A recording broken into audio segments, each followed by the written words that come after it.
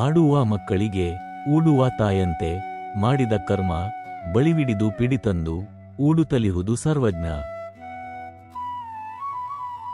சர்வவல்லவரின் இந்த திரிபதி எளிமையானதாக இருந்தாலும் வாழ்க்கையின் இறுதி உண்மையை வெளிப்படுத்துகிறது. உலகின் மிகப்பெரிய கர்ம கோட்பாட்டை மிகவும் திறம்பட விளக்குகிறது.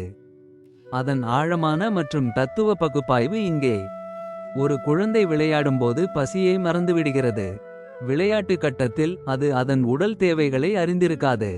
ஆனால் தாய் தனது குழந்தையின் பசியை அறிந்திருக்கிறாள். குழந்தை எனக்கு அது வேண்டாம் என்று ஓடிவிட்டாலும் தாய் தட்டுடன் குழந்தையின் பின்னால் ஓடி அதை பிடித்து அதை கடிக்கிறாள்.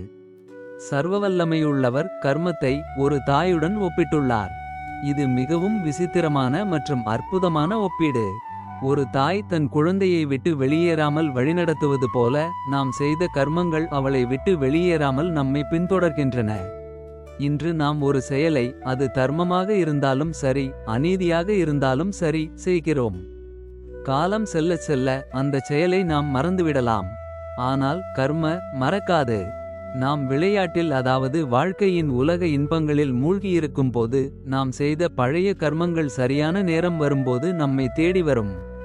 ஒரு மனிதன் எவ்வளவு செல்வாக்கு மிக்கவனாக இருந்தாலும் எவ்வளவு உயர்ந்தவனாக இருந்தாலும் அவன் தனது கர்மத்தின் பலனிலிருந்து தப்பிக்க முடியாது. பூமியின் ஆழத்தில் இருந்தாலும் சரி வானத்தின் உயரத்தில் இருந்தாலும் சரி நாம் செய்த கர்மங்கள் நம் முகவரியை கண்டுபிடிக்கும். அது நம்மை பிடித்து அதன் பழங்களை உண்ண வைக்கும். ஒவ்வொரு செயலுக்கும் ஒரு எதிர்வினை உண்டு. நாம் விதைக்கும் விதை ஒரு மரமாக நமக்காக கனி கொடுக்கும். வேப்பிலையை விதைத்து மாம்பழக் கனிகளை எதிர்பார்க்க முடியாது. இந்த திரிபதி உலகின் உச்ச நீதியை அறிவிக்கிறது. கடவுள் பாரபட்சமற்றவர். மாறாக கர்மா ஒரு நீதிபதியைப் போல செயல்படுகிறது. இன்று நாம் பெறும் மகிழ்ச்சி அல்லது துக்கத்திற்கு நாம் பொறுப்பு என்ற உண்மையை இது எடுத்துக்காட்டுகிறது.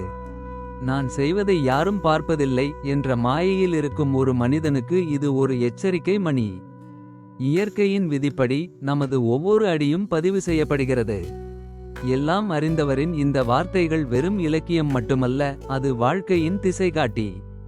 நீங்கள் நல்ல செயல்களை செய்தால் ஒரு தாய் அன்பால் உங்களுக்கு ஊட்டும் இனிப்பு நிரப்புதல் போன்ற மகிழ்ச்சியை பெறுவீர்கள். நீங்கள் கெட்ட செயல்களை செய்தால் ஒரு குழந்தையின் ஆரோக்கியத்திற்காக ஒரு தாய் கொடுக்கும் கசப்பான மருந்தை போல நீங்கள் துன்பங்களை அனுபவிக்க வேண்டியிருக்கும். மொத்தத்தில் வாழ்க்கை விளையாட்டில் நீங்கள் மறந்தாலும் உங்கள் கர்மா உங்களை மறக்காது என்பது இந்த அற்புதமான மும்மூர்த்தியின் சுருக்கம்.